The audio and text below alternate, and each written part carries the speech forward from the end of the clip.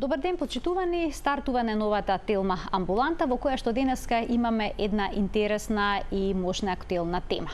Знаете ли зошто се прошируваат вените на нозете? Кои се причините кои што доведуваат до овој пред се естетски проблем, но и здравствен? Се работи ли за сериозно здравствено нарушување или пак е безопасно по животот на пациентот? Ова се дел од прашањата што ќе му ги упатиме на гостинот кој што со мене во студиото на Телма, доктор Александар Манолев, специјалист по интерна медицина од ПЗУ Поликлиника Манолеви. Добре ни дојдовте. Добре, Нелов, благодарам на поканата. Сите знаеме дека имаме вени и артерии, но нивната функција не е иста. Како изгледа движењето на крвта низ нашето тело преку овие крвни садови? Сосема накратко. Па да, организмот е динамичен во неговото функционирање и во принцип имаме два системи артериски кои што ја носи крвта од срцето према органите и носи оксигенирана крв, додека вените крвта од сите органи од телото ја враќаат назад кон срцето, каде што после тоа преку белите дробови се оксигенира. А разликата е и во структурата на самите крвни садови. Значи артериските крвни садови кои што ја носат крвта према органите се имаат во својата структура мускул во самиот зид, додека во венскиот систем немаме мускул и тоа е она што ги прави малце повикаме фрагилни или поосетливи. Од друга страна, таквата структура на вените им овозможува да самите тие се прошируваат и бидат своевиден резервар, па во поедини потреби во организмот се прошируваат кога да речеме имаме зголеми на телесна температура и оддаваат, или кога во организмот треба да имаме поголем прилив на крв према срцето да се стиснат и да крвта дојде во поголема количина према срцето. Тоа е генерално, да кажам, поширока поделба или како е структурата на самите крвни садови. Венските крвни садови се еден сосема независен динамичен систем, кој што во неговата структура има и валвули, кои што има за цел да крвта не дозволува да се враќа према органите, односно во услови на гравитација, покотово тоа важи за нозете да речеме, во стоечка позиција и во било каква друга позиција, крвта оди према срцето, меѓутоа валвулите имаат функција да не дозволат таа крв се врати назад према рацете, према нозете и према сите органи. Втората типика е што се дел од циркулацијата кои што се наоѓаат помеѓу мускулите и фасциите. И правилно поставената вена во позадина, поддршката која што ја нема во зидот како мускул, ја добива токму од мускулите и од тие фасции кои што во одредени ситуации даваат потисок на самите вени и со тоа дополнително возможува да крвта не се враќа према назад, односно према органот од каде што крвта оди према срцето. Често можеме да видиме како некој има проширени вени на нозете, но вените се протегаат низ целото наше тело. Дали тоа значи дека можат вените да се прошират во било кој сегмент? Може ли на рацете да се прошират во внатрешноста на телото? Да, значи доминантно вените се прошируваат на нозете. Тоа е типика за тие проширени или варикозни вени. Постои проширување во другите системи на организмот, се случува да имаме проширување и во главата во вените, во тие синусоиди, да имаме проширување на одредени вени во рацете, меѓутоа тоа е многу поретко, тие аномалии. Доминантно проширувањата се насочени кон вените на нозете и многу веројатно најчестата причина поради која што тие се прошируваат е лошата анатомска поставеност на самите вени. Зошто бидејќи вената што е во нозете, тоа важи за враците, меѓутоа ќе нозете е доминантно, има така наречен компартман, кој што компартман е помеѓу фасциите на мускулите. Ако вената, тоа е генетски најчесто и предиспонирано, не е во самиот компартман и излегува од него, односно добива површински карактер, тогаш таа вена во одредени услови може да се прошири и да направи проширување. Или понатака да направи и варикозитет, кој што ќе биде самата вена ќе има и крив тек према горе. Така да луѓето кои што имаат проширени вени многу често имаат и лоша анатомска поставеност на вените, тоа е првата причина. Втората причина за проширување може да бидат дополнителни вени кои што ние анатомски ги немаме.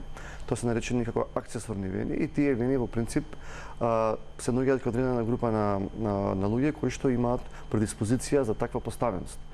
Многу пати ќе слушнеме дека мајката, брат, сестра, па можеби баба или дедо во фамилијата имале проширени вени и всушност таквата лоша анатомска поставеност на вените и постојањето на вени кои што типично не се наоѓаат во организмот се најчесто причина за постојање на проширени или варикозни вени.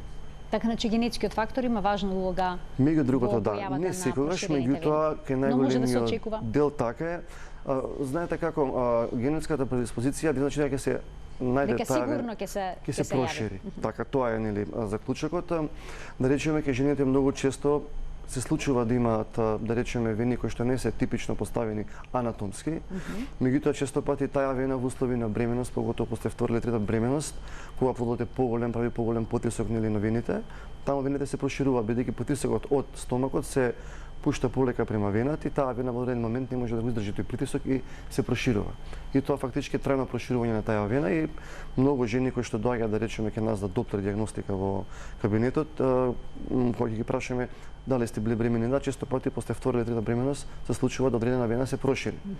Нели така да сакам да кажам дека не се оваш предиспозицијата по дефиниција ќе значи и да таа вена се прошири. Меѓутоа проширените вени со многу голема веројатност тие што се прошириле во позадина имаат генетика или имаат лоша анатомска поставеност.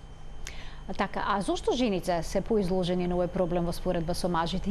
Играат ли некаква улога женските хормони? Статистички, значи, постои поголема, ние викаме преваленца или инциденца на кај жените. Се смета дека хормоните немаат таквата улога за настанување на проширени вени.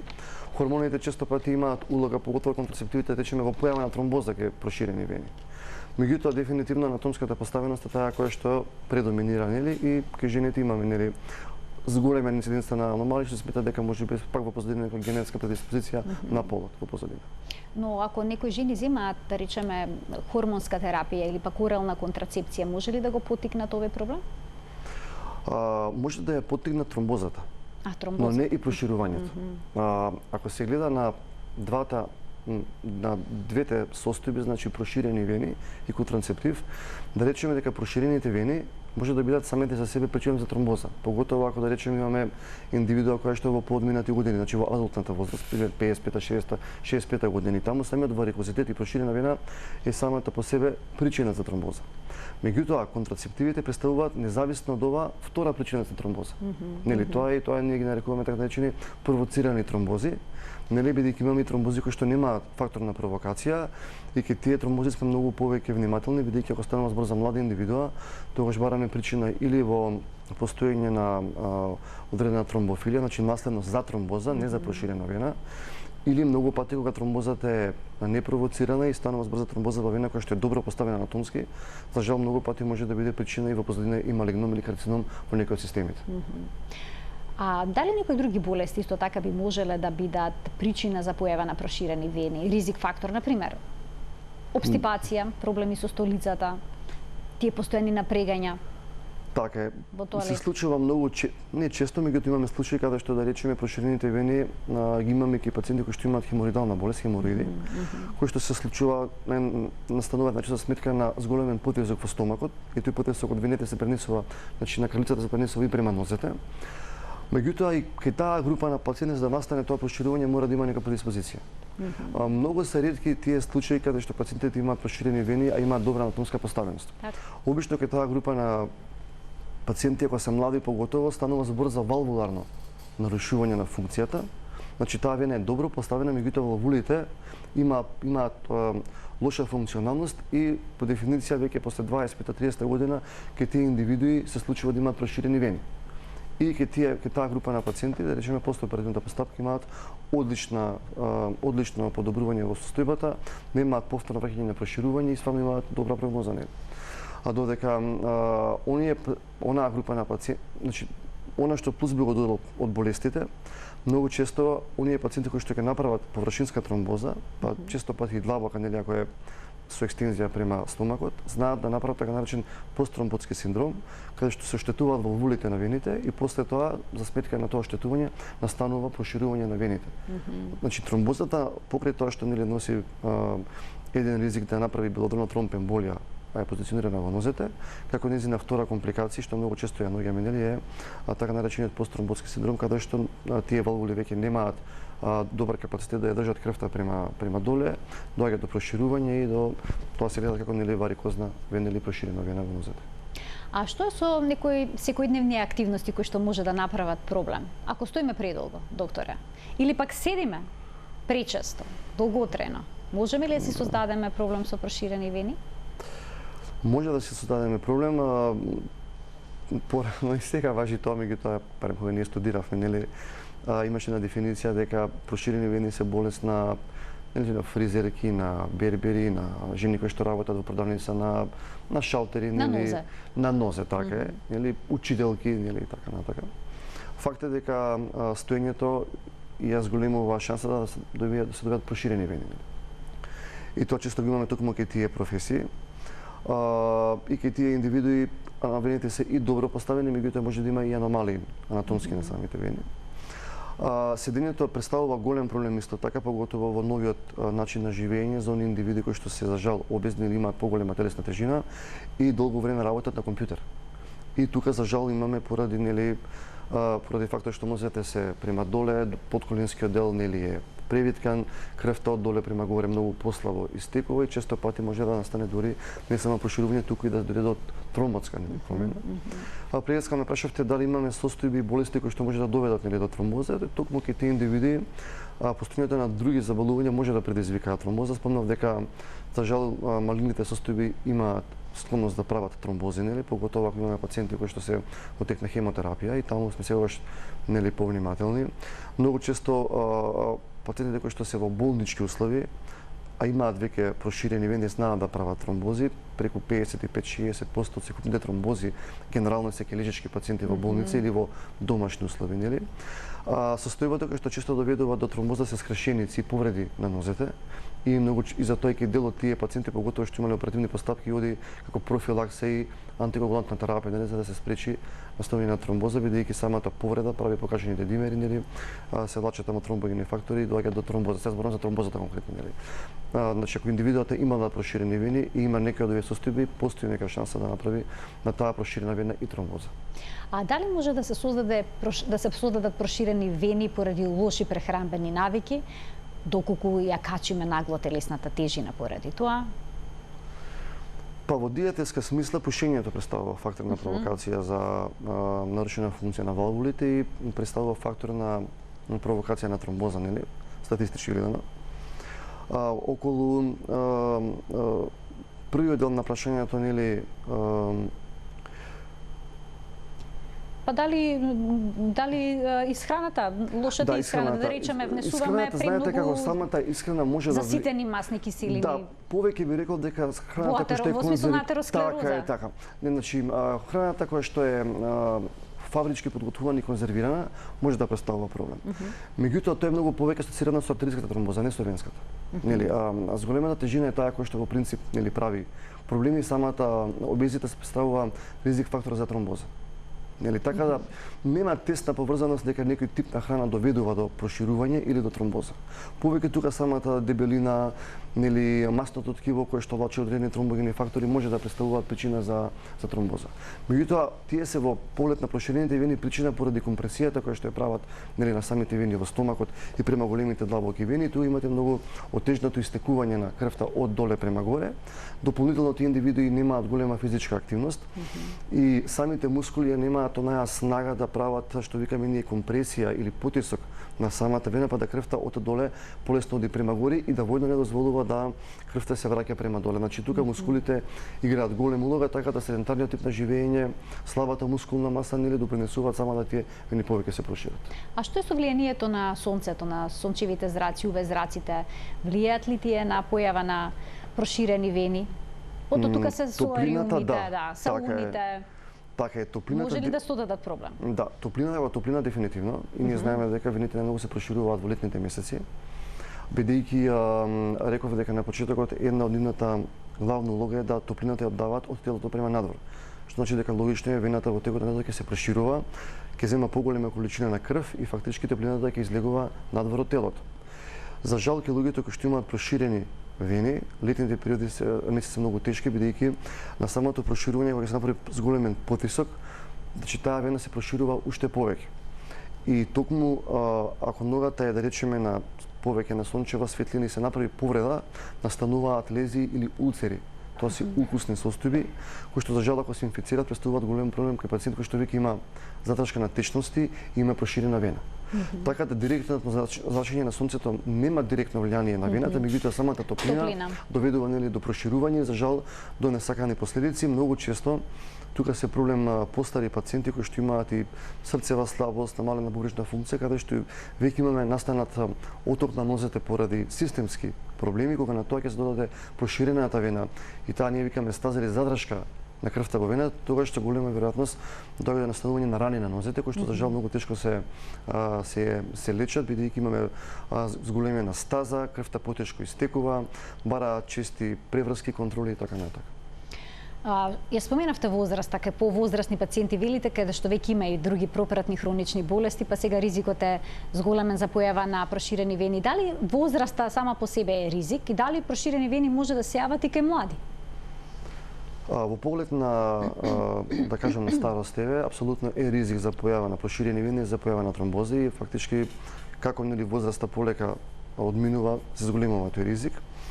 Кај младите индивидуи реков на почетокот дека анатомските варијации се тие кои што условуваат појава на проширени вени. Многу често се случува да имаме вени кои што се нетипични, тие се акцесорни вени кои што вени се појавуваат на места кај што не треба да има вена, да речеме во предниот дел на ногата, од позади во проекција од надвор каде што нема реално вени. Често пати постојат така наречени интерсафенски комуникации, тоа се меѓувенски комуникации кои што во нормални услови не треба да ги има, меѓутоа кај некои пациенти се случува да ги има и многу често кај тие пациенти имаме и генетска предиспозиција од претходната генерација. И ако таму настане проширување нели на тие две-три вени, значи главната вена и тие комуникантни вени, тогаш доаѓа до така наречено затварање на циркулацијата во еден мал круг, од каде што крвта многу тешко излегува према горе. И таму со голема веројатност кај тие млади луѓе доаѓа не само до проширени вени, туку и доаѓа до нели до проширување према горните сегменти на ногата. И многу често кај тие индивиди нели советуваме и оперативен пристап, бидејќи таму кога ќе настане проширување, тоа е трајна промена. Нели и како трајна промена вие веќе нема да како да ја лечите, нели, освен да се направи оперативен пристап. Ќе продискутираме подолу во емисијата за начинот на кој што се третираат проширените вени. Сега би сакала да ве прашам како се развива болеста. Доколку некој забележи дека има капилари на нозете, значи ли дека ќе развие ваков проблем, односно дека вените ќе се прошират? Да, тоа е добро прашање. Многу често доаѓаат, поготово младите девојки и жени со капилари, ние ги викаме телеангиектази, тоа се како мрежасти нели формации на често на бутниот дол, где тоа ги има и на подколениците. Интересно е што кај дел од овие пациенти немаме воопшто проширување на вените и не само тоа, туку вените се со тенок лумен, значи генетски место да се нормални се помали. И кај таа група на пациенти тоа се вика хипоплазија на вените, крвта која што во одредена ситуација ќе дојде позабрзано према нозете, потешко се враќа према горе. Или таму и ливтниот систем ќе проба да повлече дел од таа крв. И кај тие индивиди најверојатно поради тоа што таа крв од тие капилари потешко се враќа, тоа се венули према тие површински вени према длабоките, се прави одредена статична промена и доаѓа до појава на капилари. Тие немаат никакво функционално значење, освен што естетски не изгледаат убаво. Нели? Значи естетски проблем е тоа пред Да, тоа е естетски проблем, ако докажеме на Доплер дека вените се добри. Нели има една група каде што покрај тие капилари ќе имате и проширување на вените. Нели тука Доплерот е конклузивен, тој кажува имате или немате проширени вени. Така да многу често младите девојки нели повеќе се загрижени естетски, немаат функционални проблеми. И меѓутоа не е нешто што би требало да биде нели момент за грижа. За загриженост. Да. Можеме тука да погледнеме и фотографии како се може да изгледаат проширените вени, а вие тоа ќе го искоментирате, докторе. Во колку фази се развива болеста? Дали преку ноќ може да се прошират вените и да создадат проблем? Преку ноќ не се прошируваат, меѓутоа имаме ситуации кои што доведуваат до забрзано проширување.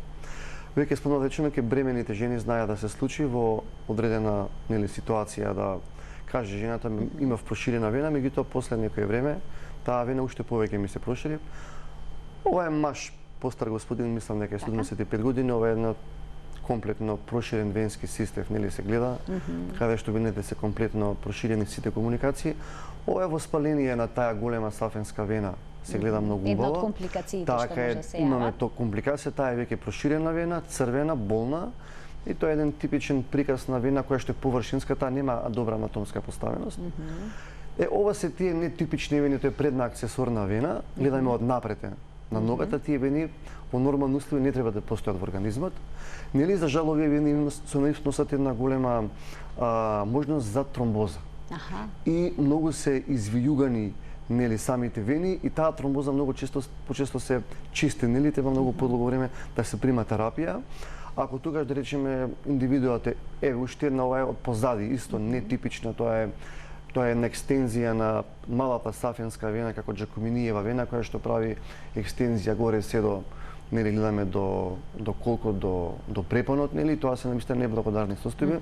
Оваа вена е доста проширена и во летно време знае да прави големи проблеми, бидејќи многу се проширува и ки некои жени дури знаат да бидат и болни. Нели, како состојба, и ќе зборуваме понатака, нели, често пати тука компресивниот чорап игра голема улога, нели, да се намали и болката и меѓу другото да спречи појава на тромбоза, нели. Тоа се неблагодарни состојби и тие се сега кандидати за оперативен пристап. Ова е млада жена, 30 и некаде 5-6 години, мислам дека беше. Ова е тромбоза класична на, гледаме, на левата нога, црвена, болна, нели, нога, комплетно, и тоа е она што ја разликува од десната нога која што е смирена, нели. Тоа се тие типични знаци за тромбоза, дека и длабока и површинска тромбоза, која оваа пациентка, за тоа сме наставиле сликата да се види како изгледа, нели. Обично тоа се тие симптоми, нели. И ова е една рана, улкус, кај ова е млад дечко на 30 години, кој што има комплетно нарушена функција на вените, проширени, и овој млад дечко на фудбал имаше направено повреда и таа рана летно време не беше добро марливо средена, направена беше инфекција. Не требаше скоро 3 месеци да ја затвориме таа рана, меѓутоа после тоа се даде препорека за оперативен третман, бидејќи дечкото беше млад, нели. Во млада возраст беше. И ова е уште една госпоја, гледам на сликата, исто тоа е предна аксесорна вена, нетипична, нели. Тие се многу неблагодарни и естетски, и летно време знаат многу да се прошируваат. И тука гледаме еден оток веќе од задршка на крвта во долниот екстремитет, гледаме како прстот пропаѓа, нели, внатре во самата потколеница. Значи тоа се тие клинички параметри кои што треба да се распознаваат околу тоа дали вената е проширена, е воспалена или не е воспалена. Има венската проширување своји клинички презентации кои што ние треба да ги распознаваме, сите лекари, не само јас, нели, и се разбира да распознаеме дали доаѓа до тромбоза на таа вена, која што ќе биде, нели, проширена.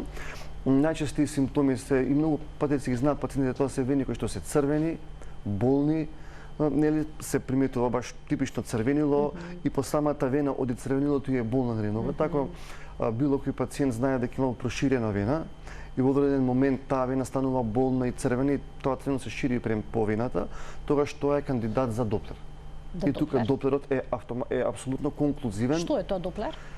Доплерот е ехо метода која што е златен стандард во дијагностиката на сите промени на вените. Значи тој има за цел да направи прво да процени, да направи мапирање дали имаме добра анатомска поставеност, прави мапирање или локализација дали се вените, нели, проширени или не, и на крајот дава податок дали имате тромбоза или немате тромбоза, и ако имате, на кои сегменти е таа тромбоза, бидејќи терапијата е зависна од локализациите, една или повеќе вени, зависи од тоа колку е долг тромбот, зависи од тоа дали е блиску до вливовите во длабоките вени, нели, и на крајот, ако немаме тромбоза, проширени вени се видат кај пациентот, правиме, нели, ние степенување дали има нефункционалност и до кој ниво е, дали тоа до подколено, значи надколено или подколено, и према тоа даваме индикација дали ќе се носат компресивни чорапи или не. Докторе, да ги поканим и гледачите да се вклучат денеска во Телма амбуланта. Можете да не добиете на телефонскиот број 02-3076-677. Значи, почитувани од овој момент емисијата е контактна, зборуваме за проширените вени на нозете. Добив знак дека тука ќе пуштиме еден блок реклами краток, а веднаш потоа по рекламите продолжуваме со ваши и со наши прашања со доктор Александар Манолев, интернист од ПЗУ Поликлиника Манолеви. Останете на Телма.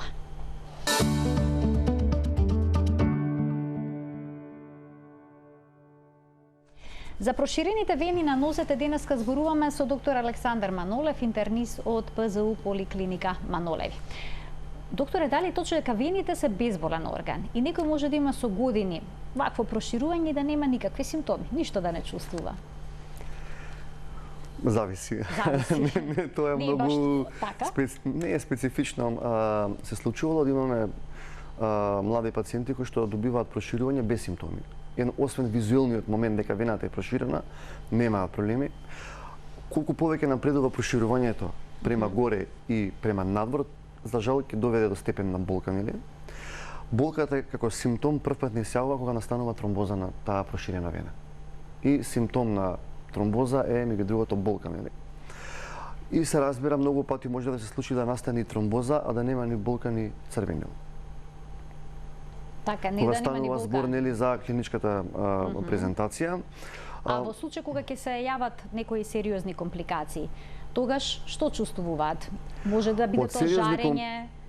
Да, значи од сериозна компликација на површинска предлавока венска тромбоза е белодробна тромбемболија, нели, која што е она што ние бегаме нели во нашата пракса. Затоа е битно да имате навремена диагностика на тромбозата, нели, кој што ќе настане дали во проширен крвен сад или во длабоките вени. Инаку, како компликација ви реков, е болката, црвенилото и за жал често пати може да се случи ако не се препознае со време, да направи компликација да таа тромбоза се прошири од проширената вена површински према длабокиот систем и да направи една по обсежна нели тромбоза и површинска и длабока. Сме имале ние случаи каде што настанувале и масивни тромбози и како прв симптом било потекување на ногата, ама дури кога таа тромбоза ќе земе замав. А замав подразбирам да настане тромбоза на целата нога па се до препонските вени и до вените во самата карлица. Може тоа да наликува на оток, да речеме, од проблем со срце, од слабост на срце или да, пак точно така, проблем токму со така. бубрезите? Токму така, само што има една разлика. Има една разлика, кај длабоката венска тромбоза, речиси сегогаш настанува оток на едната нога. Аха, точно. Едната. Додаја кај срцевата слабост. Би било на двете. И бубречната бидејќи системски оди на двете нозе. Сме имале случаи, ретко е тоа, да имаме тромбоза на двете нозе. Сме имале, да имаме оток на двете нозе, дури кога настануваат анатомии, анатомски варијации на длабоките вени, да има, да речеме, дупликатура, се случувало да има тромбоза и на двете нозе, на една од дупликатурите, а да нема дотекување на нозете. Така. И како прв симптом да е некој затегање во ногата, правите доплер, тромбоза, дедимери, не многу покачени и тоа се за жал ако се млади индивидуи, се често пати кандидати за испитување на фактори на тромбофилија. Да го вклучиме гледачот кој што очекува да постави свое прашање во денешната Телма амбуланта. Добар ден за него. Добар ден. Добар ден. Повелете. Сето тоа, прво да браво за докторот, толку убаво објасни се, јас сум возрастна, преку 80 години. Ако може, само да ми каже, јас редовно тоа го одржавам, како, што е најдобро? Освежување, миење, борна вода, пазење, храна. Вие имате проширени вени или во оваа прашување? Да. Така, вие имате Да, и што да преземете така за да се олесните? Сум правила и доплер и сите прегледи, меѓутоа по време на сега топлината како боцкање и мало црвенило да не дојде до полошо. Така, секако ви благодарам за убавото прашање што го поставивте во денешната Телма амбуланта. Докторе, што може да се преземе? Сега црвенило сегаш асоцира или на тромбоза површинска или може да асоцира со појава на некоја друга кожна состојба која што може да биде инфекција, некоја уртика, алергија и така натака, нели? И тука докторот е битен апсолутно бидејќи дава потврда дали има или нема тромботска промена. Ако нема, а си имаат проширени вени, поготово сега во овој период кога се летните месеци, ако се навистина проширени, поготово големата сафенска вена, препораката да се носи компресивен чорап. Битно е кога ќе се направи доплера да се процени на кое ниво, на која длабина е проширувањето, вената дали е компартманска или вонкомпартманска, односно во или надвор од лежиштето, и према тоа и према возраста и дали имаме други заболувања, се одредува степената компресија. Нели имаме 2-3 степени кои што ние ги одредуваме. По поглед на мачкање на гелови, ако докажеме дека немаме тромбоза, тромбофлебитис, во принцип повремено ако вената видиме дека е проширена, даваме гелови нели кои што знаат стварно да го намалат таа провокација, иритација и компресија нели на вената, меѓутоа јас многу често советувам да се носат тие компресивни чорапи и да во текот на приквечените часови ноќта кога веќе не ги носите чорапите дома, седите да речеме со нога во една елевација да е дигната, тогаш може да се намачка дел од тие гелови нели кои што имаат улога на ладење, го подобруваат тензит на крвниот сад. Полегаш препишуваме нели капсули, таблети кои што имаат за цел нели да го намалат, да го подобрат тој пермеабилитет, ни викаме таа функција на вената, меѓутоа апсолутно сметам дека компресивниот чорап е препорака број 1, поготово од сега месец јуни, па таму некаде до септември, октомври, кога имаме... Сигурно не е едноставно летно време да се носат компресивни чорапи. Не, према тоа што гледам апсолутно не, меѓутоа многу пати инсистирам кај пациентите да ги носат, бидејќи знам дека компликациите што настануваат ако не се навистина тешки и за лекување и за пратење. Поготово ако настанат масовни тромбози или често пати бараат чести контроли, летно време прават и болка, црвенило, кај одредена група прават и инфекции или покажавме на таа слика една укусна промена, тие ке постарите лица многу тешко се лекуваат, бараат чести преврски, нели.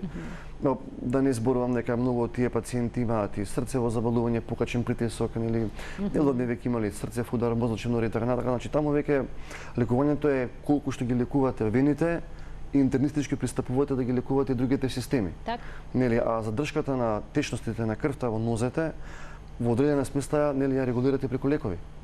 И тогаш доаѓате до ситуација каде што во летни услови морате да форсирате, ние викаме диуреза или зголемено измокрување преку лекови да се намалат тие отоци и плюс ставате компресивни чорапи.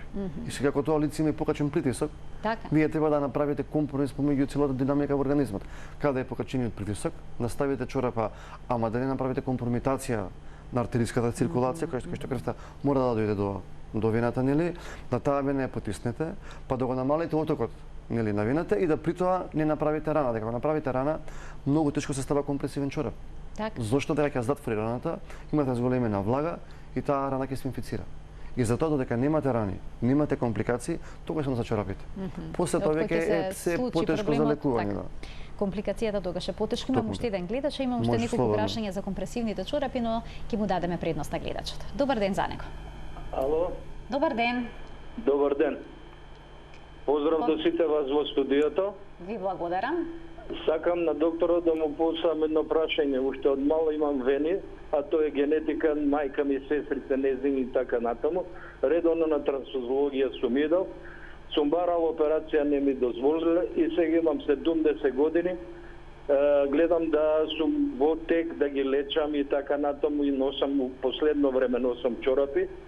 Али, докторе, би сакал, поред тоа што ќе ми дадете одговор и нешто ваше мислење, во Србија си постои доктор, сега да не биде реклама, да не го потенцирам, разбираш. Добро, не именувајте. Не именувам. Сега, доста успешно гледам на интернет, со лазер ги лечи. Значи, без разлика дали пациентот има срчен болесник и бајпас и така натаму, вените се чисти, изненадувачки нешто. Има чак што више обука на стручњаци. Така, сега вас ви интересира дали тоа дава ефект или дали не? Кај нас таа технологија постои и кој е ефектот? Или само е, знаете, морам да признам што гледам на ова, не верувам во све. Така сегогаш е потребно искуство од некоја стручно лице. И зашто кај нас, ако е добра таа метода, пошто имаме добри односи со Србија, некој не се специализира тоа да го прави. Да го слушаме одговорот на докторот. Почекайте, може би се работи таа метода кај нас. Ви благодарам за вклучувањето во денешната емисија. Докторе, што велите за лазерска интервенција на проширените вени? Тоа е домен на васкуларна хирургија и тоа е можеби повод за нека нова емисија како тоа се лекови третира.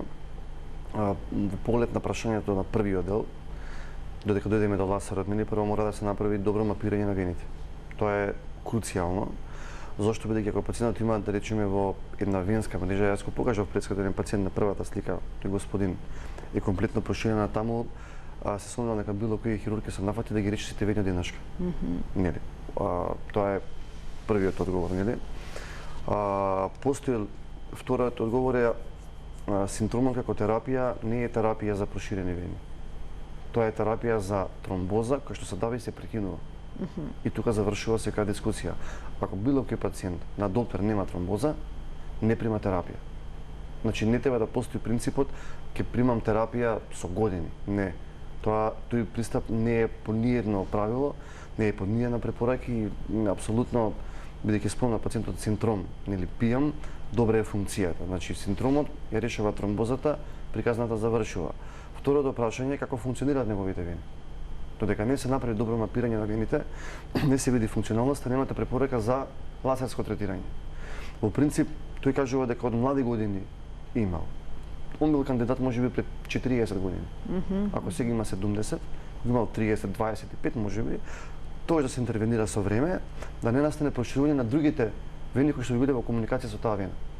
И светскиот тренд оди кон тоа да се наоѓаат првично и рано проширени вени, да со време се лазерски третираат. Поново имаме и нови техники, тоа се, ајде да кажам мака народски техника на лепак, нели, се исполнуваат со одредени, нели, материи, се затвара вената и приказна да завршува.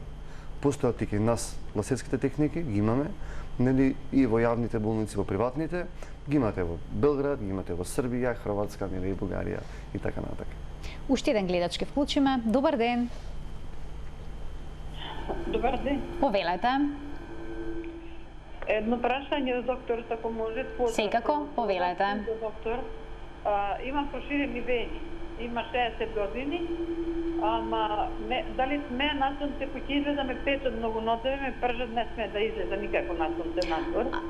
И болки има многу во мускулатурава цела ме болет, силно не сме да крена, не. Дали тоа утиче од вените, од проширените се или од друго нешто? Голема бола има, не може ништо да се движи воопшто. Така. Се тегнат по мускулатурава ми се чини дека ќе ми се отстиме напред. Докторе, да немате некој подпрашање? Не, тоа така. Тоа вака ми излагаат и црвенило многу ми се појавува, малку да се почне со црвенило ми излегува. Така. Дали е тоа нешто Поврзано со оној проблем со проширените вени. Ви благодарам за вклучувањето во денешната емисија. Повелете. Се додека не се види во принцип, тешко се дава мислење, проширените вени во поглед на бојата на кожата даваат хиперпигментација или потемнување на кожата. Тоа е еден од клиничките знакови и често пати го наоѓаме кај пациенти кои што имаме напредната инсуфициенција на вените, значи нефункционалност на површинските вени. Во поглед на симптоматологијата на оваа пациентка каже дека имала болки, па чешење, па печење, жежење, многу повеќе потсеќа на болка од нервниот систем отколку на болка од вените. Јас реков дека вените не болат ако не се воспалат. И за жал многу често се праќаат пациенти за доктори кои што имаат класични, ние викаме лумбоишалги, значи тоа се болки од кичмата кои што одат со парестезии, со феномен на жарење, на ладење, меѓутоа тоа се компресивни провини во кичмата, не се поврзани со венскиот систем. Ги споменавте пред малку компресивните чорапи, советувате пациентите со проширени нозе да ги носат во летните месеци кога навистина е многу топло. Има ли различни типови на компресивни чорапи? Потенки, подебели, кои што вршат поголема компресија? Има разлика во чорапите. Прво тие се подесени во поглед на потисокот, нели имате категорија 1, 2 и нели 3. И степенот го одредувате према тоа колкава е големината на вената, колку е проширена и како е поставена во поглед на кочата во длабината, нели. И се разбира колку самата нога е голема, да не кажаме задебелена. И тоа ви дава вас насока колку таа чорапа ќе биде, нели, компресивна. Во поглед на должината на чорапата имате подколена, надколени, колахопки, зависно од тоа до кој ниво се прошируваат вените. Нели имате подколенски проширени вени, па надколенски, нели, и на крајот имате вени кои што прошируваат и према крилицата, нели. И согласно тоа дават индикација и на крајот имате уште една друга категоризација, тоа се за онаа група на пациенти спомнавме кај што имаме, нели, венско нарушување, меѓутоа имате и нарушување во таа артериска циркулација, кога доаѓа крвта према органите и према вените. Често пати кај таа група на пациенти имате, викаме ние, периферна артеријска болест или артериосклероза на малите крвни садови и тие крвни садови со мала компресија доведуваат до повеќање на крвниот притисок. Сега понавljаме чорапи кои што имаат од внатре се обложени со една помека материја која што ќе има за цел да направи компресија на вената, ама да при тоа не направи компресија на артеријата. Нели кога ние правиме многу пати доптер кај одредена група на пациенти, затоа што знаеме дека има, да речеме, диабет или има докажана периферна артеријска болест или имале некој стеснување на тие артерии, обично ги препорачуваме тие чорапи, тие се до коленици, не одат над коленици и имаат одлична улога со низок степен на компресија да, нели, прво дадат поддршка на самата вена и крвта да се враќа према горе, односно да не се враќа назад према доле. Второ, во исто време, она што мене ми е многу битно кај таа постара група на пациенти, па ги помладата, е што во летните месеци не дозволуваат директен контакт на било која, речеме, при удар со ногата во маса, да речеме, не дозволуваат директен удар со предметот на вената која што е проширена. Нели ќе настане можеби одреден оток на самата нога, меѓутоа венскиот крвен стад нема да биде повреден. Така. И нема да настане фактички тука тромбофлебит или тромбоза и самата компресија ќе доведе да таа циркулација полесно истекува таму каде што е направена повредата, бидејќи знаете една од причините за настанување на тромбоза по таа вирхова тријада е венската стаза или стопот во истекување на крвта од доле према горе. Значи компресијата има за цел да крвта еден вид се потиснува и да оди према горе, према срцето. Да нема рефлукс, односно да нема враќање. Така е, рефлукс, точно така, тоа е правиот збор. Ние кај пациенти кои што имаат венска инсуфициенција, имаме рефлукс. Ние го мериме рефлуксот, нели на кое ниво е, и према рефлуксот и нели како е проширена вената, ги индицираме и чорапите во позадина. Уште еден гледач очекува вклучување во денешната емисија. Добар ден. Добар ден. Повелете, ве слушаме, во програма сте.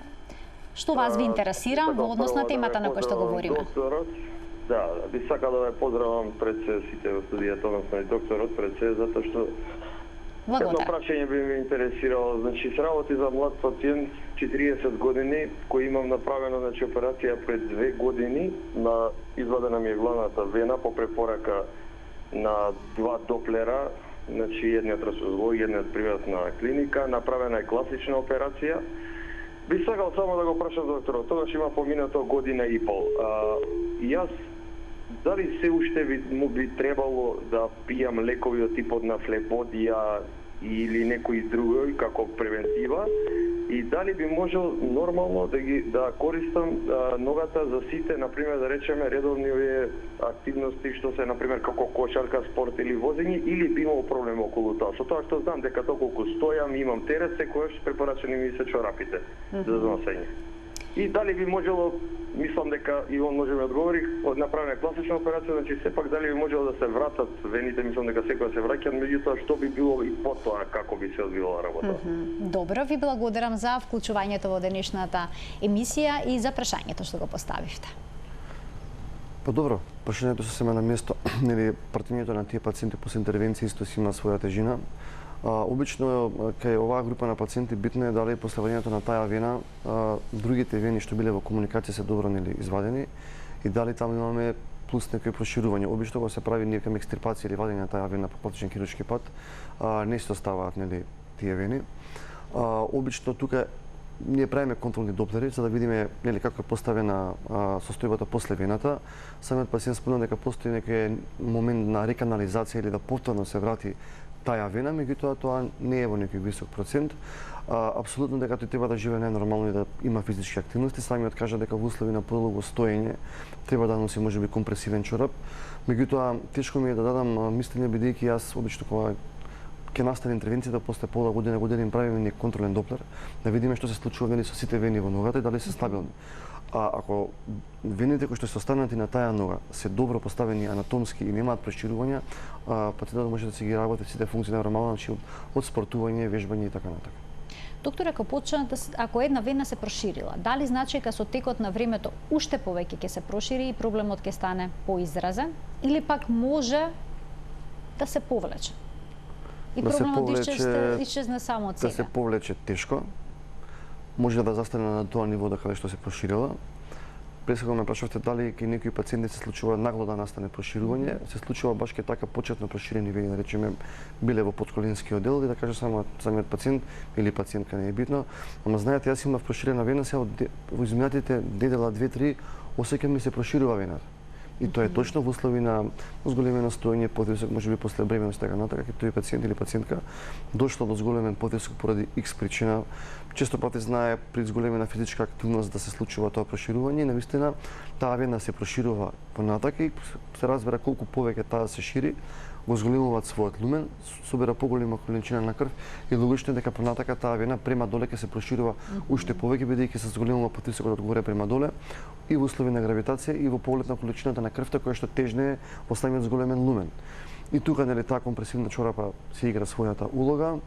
Колку се луѓето помлади, моја препорака е ако има услови да се оперираат бидејќи секоја интервенција направена во младите години дава многу подобра прогноза за понатака која ќе се помине одредена животна нели доба животен век нели да не настане компликација во насока на проширување, тромбози нели се знае дека после 65-70 година сите тие состојби имаат подруга тек, нели, компликации, така натака.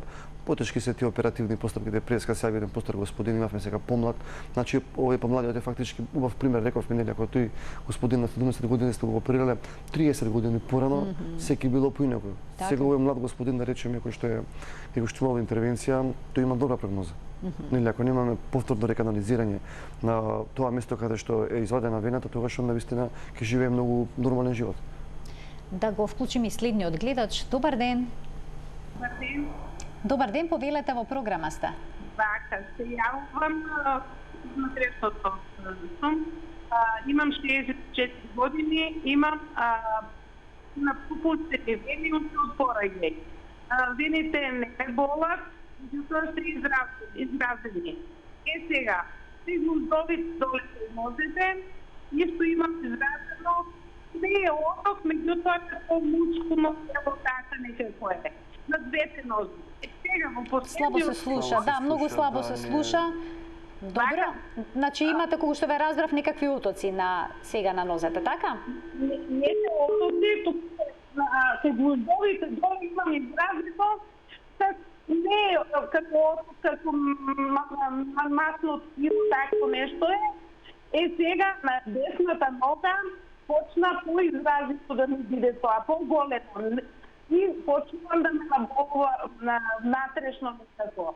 Бев тематичниот доктор, матичниот се вика, не гледам патологија, на двете носи изразени тие тука мускулчиња, меѓутоа мене почнува да ме боли на едната нога. Значи имате некакви промени како масно ткиво, кога што разбрав. Добро ви благодарам за вклучувањето во програма. Од прилика можевме да сватиме зашто се работи, бидејќи навистина лошо ве слушавме, лоша беше телефонската конекција. Докторе, што би можеле да дадете како насока од она што слушнавте?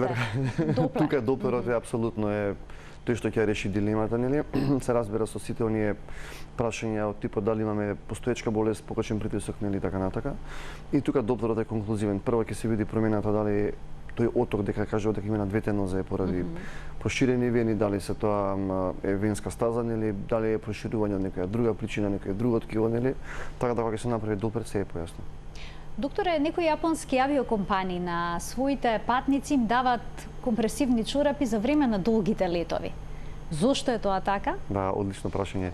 Дури има еден став на дека новата генерација на антикоагуланси, нели, како што се, не знам, да не кажам ксарелтон или кој си така натака, се дава ден-два како премедикација, доза за антикоагулација, кога се прават прекоокеански летови да не настанува тромбоза. Нели, тоа е главната причина. Даваат бидејќи тие летови, бидејќи сте цело време во седечка позиција, нели, и колената се превиткани, автоматски крвта во долниот дел многу тешко оди према горе и прави стаза. Значи стазата ви е прва причина за тромбоза, а кога тој пациент поради X причини има тромбогени фактори, значи од 3-2 ги имате како причина настанување на тромбоза, и тоа е докажано и научно дека една од причините за настанување на провоцирана тромбоза е патување повеќе од 5-6-7 сати, бидејќи тие летови прекоокеански траат 10-12 сати, нели? Компаниите си имаат грижа за своите, нели, клиенти и даваат компресивни чорапи. Да заклучиме дека не постои магичен лек за проширените вени да се вратат во онаа состојба во која што биле. Кому советувате да се обрати на хирургија, колку време се носат компресивните чорапи, до кој момент може да се толерира? Доколку пациентот не е млад, споменавте ке младите, препорачувате побрзо да се реши со интервенција. Нема тука еден одговор, нели, или два одговори. Знаете како еден пациент на 17 години може да се интервенира, нели, ако е во добра кондиција, нели, ако имаме една вена. Чорапите ке луѓето во постарадата популација мора да ги носат во континуитет, исто и помладите. Секоја млад индивидуа кој што има проширена вена, која што навистина нема враќање назад и прави склоност кон понатамошно проширување, нели, поготово ако е единична, треба да се оперира. Секоја онаа проширена вена која што ќе остане не третирана хируршки, ќе носи компресивен чорап. Постои ли начин да го превенираме овој проблем, доколку имаме генетска предиспозиција, вените не се поставени онака како што треба идеално анатомски? Знаете како имате во пракса, нели, повеќе тежишти, имате пациенти кои што се витки, нели, немаат тежина, имаат генетика за валвуларна болест, рефлуксна болест, прават рефлукс, проширени вени, немаат тромбоза, меѓутоа вената е проширена. Ги оперирате. Таму колку и да ставате вие компресивен чорап, тај веќе проширена бидејќи имате рефлукс. Нели имате и обратно пациенти кои што имаат голема тежина, добри вени, немате едно правило. Превенцијата се сложувам треба да биде во насока на тоа да се има физичка активност, да немаме зголемена телесна тежина бидејќи стварно допринесува до појава нели на проширени вени. Цигарите се фактор на провокација за појава на тромбоза кај веќе проширени вени, тоа е битно да го кажам. Храната апсолутно е битно да биде доста со целулоза, нели да се внесува зеленчук бидејќи самата циркулација е многу подобра и во артериите и во вените. Таа директно кореспондира со таа оксигенација во крвотокот, нели, бидејќи да не забраваме вените го земаат CO2 од организмот. Секоја дебелина и лоша храна доведува нели до зголемена создавање на слободни радикали, така да индиректно храната тука може да влијае нели во самата циркулација, да доведе до тромбогенеза, викаме нели ние, во насока на тоа да се влачат повеќе тромбогени фактори. Меѓутоа, дефинитивно ако правам разлика помеѓу, а и реално самата обезност доаѓа со лошата исхрана во позадина. Доктори, само со една реченица, оние кои што вежбаат со тегови, понекогаш имаат изразени вени на рацете. Што тоа значи? Може преку мерната тежина вежбањето понекогаш да го потенцира проблемот? Не, таму вените се зголемуваат поради зголемена потреба за оксигенација, значи во мускулите и крвта мора да ја враќаат према назад. А доколку некој има предиспозиција за проширени вени по семејството, советувате да практикува таков спорт или не? Да, советуваме и ако дојде до проширување ќе се направи доплен, ќе се даде мислење. Ви благодарам многу за вашето гостување во денешната Тилма амбуланта. Се надевам дека повторно ќе бидете дел од оваа емисија. Ви благодарам многу на поканата. Почитувани доктор Александар Манолев, специјалист по интерна медицина од ПЗУ Поликлиника Манолеви, беше денеска во студиото на Телма, со кого разговаравме за проширените вени на нозете. Ви благодарам за вниманието со кое што денеска не следевте. Имајте убав ден.